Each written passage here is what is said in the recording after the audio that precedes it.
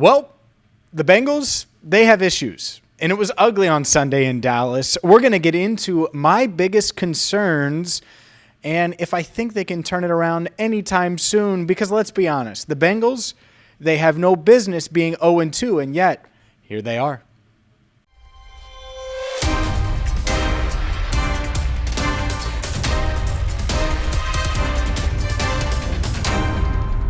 Hi again, everyone, and welcome in to Cincinnati Bengals Talk. I'm James Rapien of allbengals.com. Thank you for subscribing. Thank you for watching all of our videos, all of our coverage at AT&T Stadium on Sunday. It was an ugly one. There's no doubt about it. It was an ugly, ugly matchup, an ugly, ugly game for the Bengals. They lose 20-17, and that's the first thing. 17 points, 20 points the week prior. And I know that there were special circumstances and you have turnovers the week one, and then last week it's like, oh, well, you don't want to turn the ball over and all of those things. 37 points in 2 weeks, that's unacceptable. That is unacceptable. I don't care who's on the other side. I don't care if it's Von Miller, Aaron Donald, Micah Parsons, and Khalil Mack. I don't care. This Bengals team, this Bengals offense should be better. So let's start there. Because Joe Burrow does not look like Joe Burrow. It doesn't take a film guru to tell you that. It doesn't take a quarterback's coach.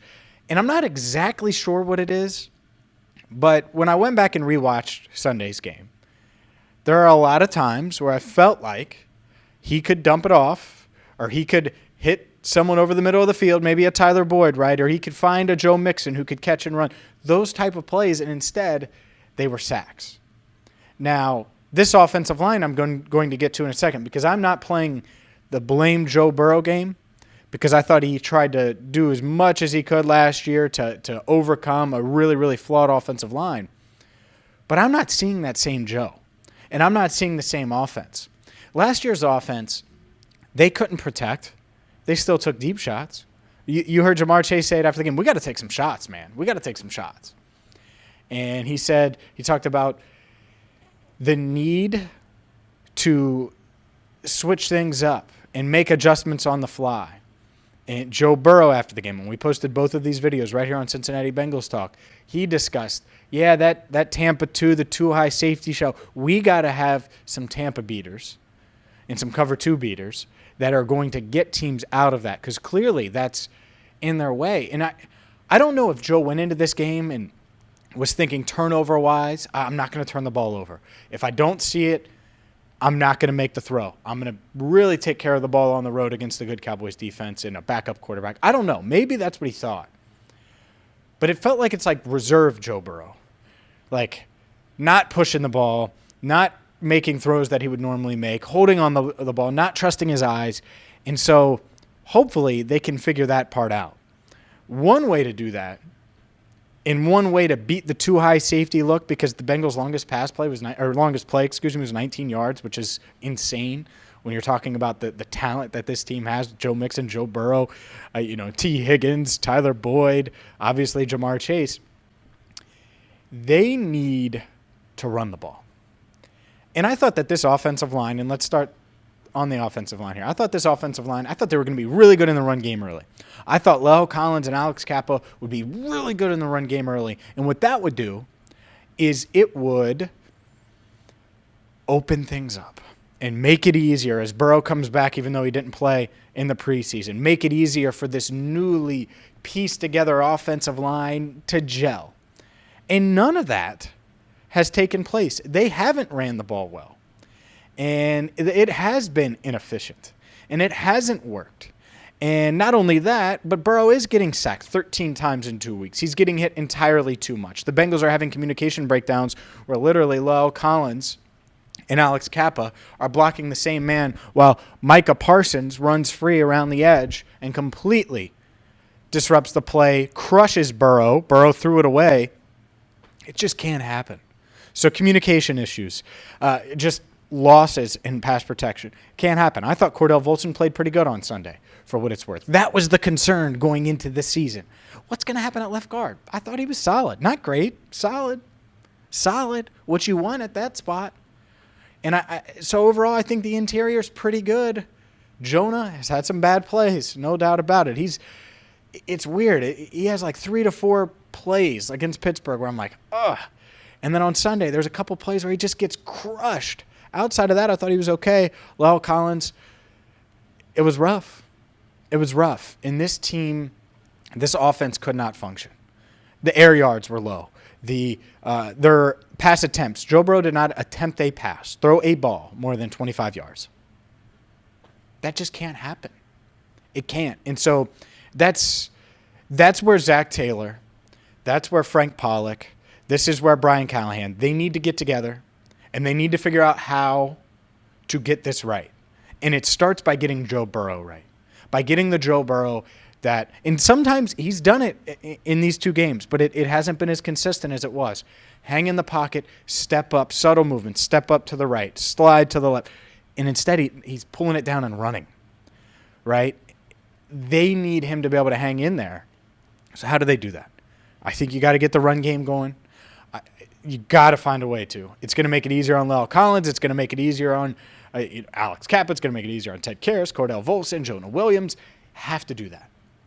The other thing, and people have talked about this, no more tight ends blocking high-end edge rushers. It does not work. It very rarely works. And we don't have an update as I record this on Drew Sample. It didn't look good. He was on crutches and in a knee brace after the game, that right knee, and it buckled. Hopefully it's just an MCL again, which he suffered in training camp as well. So hopefully it's that and it's nothing more serious. So we'll have an update on that later on Monday. I'll write about it on allbengals.com. But Devin Asiasi would be the guy that they would promote, and he would be their blocking tight end. I don't want him blocking Myles Garrett on Halloween. I just don't want – that's not ideal. And so this team, they have issues, and a lot of them are on offense. There are some defensive issues too, which I want to get to in a second. But first, a word from MyBookie, because MyBookie is a one-stop shop for all things sports wagering right now. So if you want to wager on the Bengals to go beat up on the Jets this weekend, maybe you think the Jets and Garrett Wilson and Joe Flacco, that they're going to get it done and send the Bengals just spiraling to 0-3. Maybe you think that. Well, you can wager on that right now with promo code BengalsTalk. You go to MyBookie, use promo code BengalsTalk. You're going to get a double deposit match up to $1,000. So if you want to deposit $500, they're going to match it with $500. All you got to do is use promo code BengalsTalk. I've used MyBookie.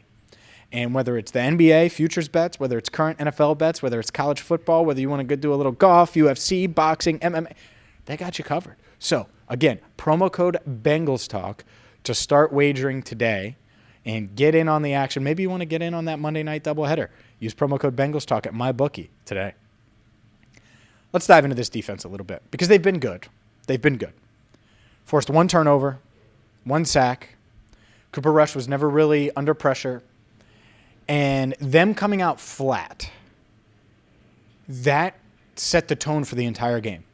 Because the offense was on its heels, and they were playing catch-up. And as good as the defense was in the second half, allowing just 3 points, still gave up the game-winning drive. And so I think this Bengals defense, they've been fine. They haven't been as good as you'd say, right? On paper, you're like, oh, well, they were great last week. They were put in a lot of tough situations, and I agree. But they didn't force a turnover. Didn't really get any heat on Mitch Trubisky. But that was just 1 week, and it was odd. Okay, well, what about this week? So I'm a little bit worried about the pass rush. They need to find a way to get after the passer, make opposing quarterbacks uncomfortable starting this week with Joe Flacco. And especially on the road against the team that isn't favored, you can't give them hope early. I talked about that. It was one of my big keys with this Cowboys team. And you look up, and it's 14-3 after 2 Cowboys possessions. That cannot happen this week against the Jets. You cannot give them hope. That's the whole point of it. And so the Bengals, they're going to have to start fast. And they haven't. They started slow last year. That cannot happen. It cannot. And so that's coaching. I've seen some people talk about Frank Pollack in the offensive line. I think Frank Pollack's a good offensive line coach. I also think that there's some issues that need to be resolved. And they better get resolved now. The communication stuff has to be cleaned up, fixed. Includes Zac Taylor, includes Joe Burrow, includes everybody. And then they also need to find a way to get Burrow into a rhythm. And I think that's the run game. If you can get that going, you should be able to with this offensive line. I think they're capable. But we have to see it. Like, this team is really good on paper, but I said this on Locked On Bengals. I remember the 05 team and how fun that was. And then they came back in 06, and something was just a tick off. And people say, oh, well, Carson was coming back from the knee. Yeah, but he was really good. It wasn't that. Something was just a tick off, and it never clicked the way it did in 05.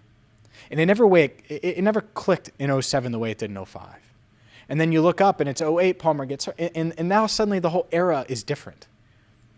And I don't think that this is necessarily going to happen to this part in this Bengals team. But this is how it would start. This is how it would start, an 0-2 start. 38 out of 400 teams have made the playoffs after starting 0-2. Not many. You have that 17th game now. It adds a wrinkle. You got to get it done.